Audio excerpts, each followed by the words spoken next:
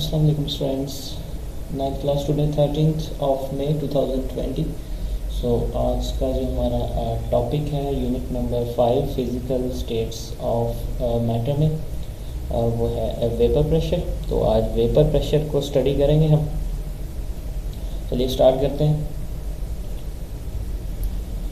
So vapour pressure, the pressure exerted by the vapors of a liquid at equilibrium with the liquid at a particular temperature is called vapor pressure of a liquid। So students, ये जो है vapour pressure की definition भी इसको mark कर लें। तो इसका मतलब है कि एक ख़ास टेम्परेचर पर लिक्विड के वेपर्स का लिक्विड के साथ इक्विलिब्रियम की स्टेट में पड़ने वाला प्रेशर उस लिक्विड का वेपर प्रेशर कहलाता है। The equilibrium is a state when rate of vaporization and rate of condensation is equal to each other but in opposite directions। Students, equilibrium वो स्टेट है, वो हालत है जब वेपर्स के बनने और कंडेंस होने की जो होने का जो रेट है, होने की जो शरह है, वो एक दूसरे के बराबर मगर अपोजिट डायरेक्शन में हो जाए, यानी कि एक दूसरे के मुखालिफ सिमत में डायरेक्शन में हो जाए। ठीक है, तो उसको इक्विलिब्रियम स्टेट हम कहेंगे। ठीक है, तो यहाँ पर आप देख सकते थे लिक्विड और वेपर्स। ठीक है, तो वेपराइजेशन और कंडेंसेशन, आपको पता है जो इवेपोरेशन की जो डेफिनेशन है उसके जो अपोजिट है, उलट है, वो कंडेंसेशन है। ठीक है, तो यहाँ पर आप देख सकते हैं लिक्विड और वेपर्स का। तो ये जो है इधर आप देख सकते हैं कि रेट इक्विलिब्रियम स्टेट इसी स्टेट को कहते हैं कि जब वेपर्स के बनने और कंडेंस होने की शरह एक दूसरे के बराबर हो। यहाँ पर आप देख सकते हैं कि है इक्वल दोनों ही, वेपराइज और कंडेंस जहाँ पे लिखा हुआ है, लेकिन डायरेक्शन जो दे रहे हैं वो अपोजिट दे रहे हैं। ठीक है, एक लेफ़्ट टू राइट, ठीक है, वो वेपराइज, और राइट टू लेफ़्ट, ठीक है, वो क्या है, वो कंडेंस। ठीक है, क्योंकि ये एक दूसरे की मुखालिफ सिमत में होते हैं, यानी कि अपोजिट डायरेक्शन में होते हैं। From the open surface of a liquid, molecules evaporate and mix up with the air, but when we close a system, evaporated molecules start gathering over the liquid surface. So initially the vapors condense slowly to return to liquid. After some time, condensation process increases and a stage reaches when the rate of evaporation becomes equal to rate of condensation। Students, liquid की open surface से molecule जो हैं वो vapours में तब्दील होते हैं। ठीक है, और हवा में शामिल हो जाते हैं। लेकिन जब हम किसी सिस्टम को बंद कर दें तो वेपर्स के जो मॉलिक्यूल्स लिक्विड की सतह पर कंबाइन होना शुरू हो जाते हैं, यानी कि इकट्ठे ही होना शुरू हो जाते हैं।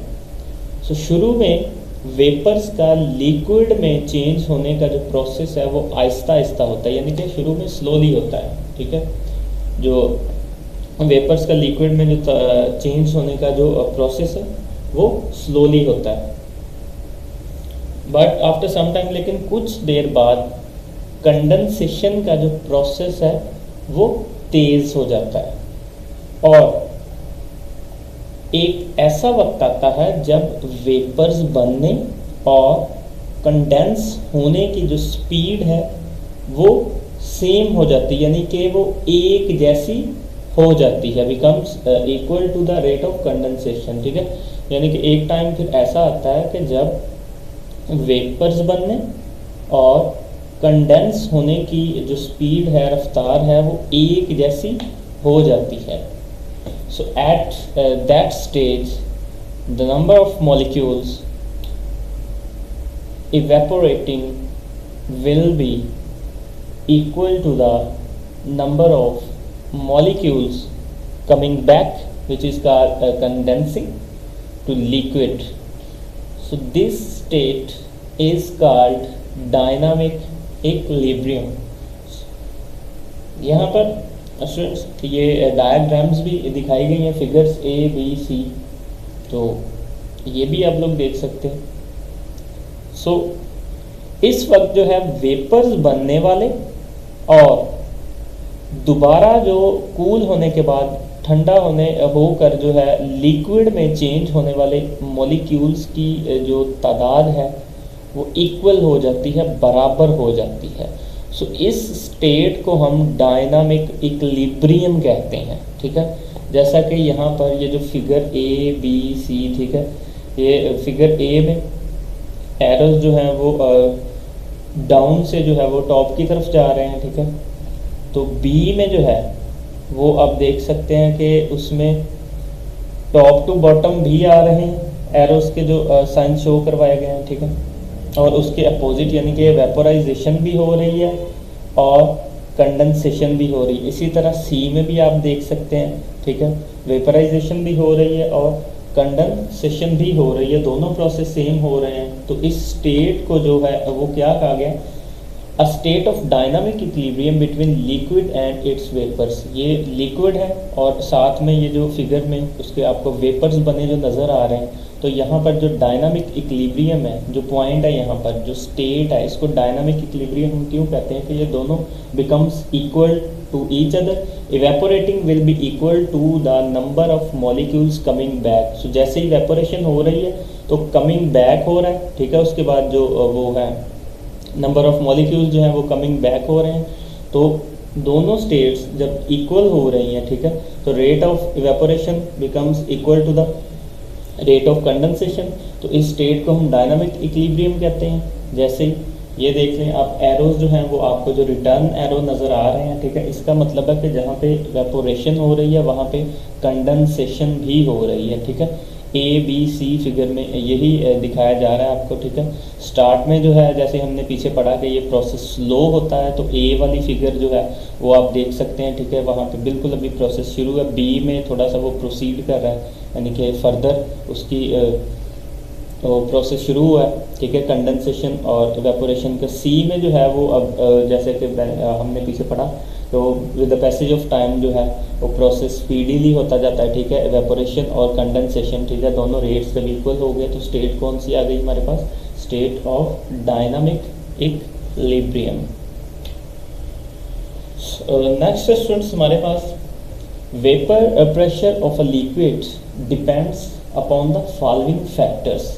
फ्रेंड्स ये कुछ फैक्टर्स दिए गए हैं जिन पे vapour pressure of a liquid जो है वो डिपेंड करता है.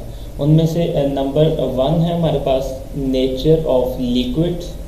सो नंबर 2 है हमारे पास साइज ऑफ मॉलिक्यूल्स. नंबर 3 है हमारे पास temperature. So nature of a liquid पढ़ते हैं. Vapour pressure depends upon the nature of liquid. So polar liquids have low vapour pressure then non polar liquids at the same time at the same temperature. This is because of strong intermolecular forces between the polar molecules of liquids. For example, water has less vapor pressure than that of alcohol at same temperature. Students, इसका ये मतलब है कि vapour pressure जो है वो depend करता है लिक्विड की नेचर पर. ठीक है, एक ही टेम्परेचर पर पोलर लिक्विड का vapour pressure non polar liquid के वेपर प्रेशर से कम होता है. ठीक है, इसकी रीज़न लिक्विड के पोलर मॉलिक्यूल्स के दरमियान पाई जाने वाली स्ट्रॉन्ग इंटरमोलेकुलर फोर्सेस हैं. क्या रीज़न है? लिक्विड के पोलर मॉलिक्यूल्स के दरमियान पाई जाने वाली स्ट्रॉन्ग इंटरमोलेकुलर फोर्सेस हैं. मिसाल के तौर पर फॉर एग्जांपल एक ही टेम्परेचर पर पानी का वेपर प्रेशर अल्कोहल की निस्बत क्या होता है, कम होता है. ठीक है, एक ही टेम्परेचर पर पानी का वेपर प्रेशर अल्कोहल की निस्बत कम होता है. ठीक है,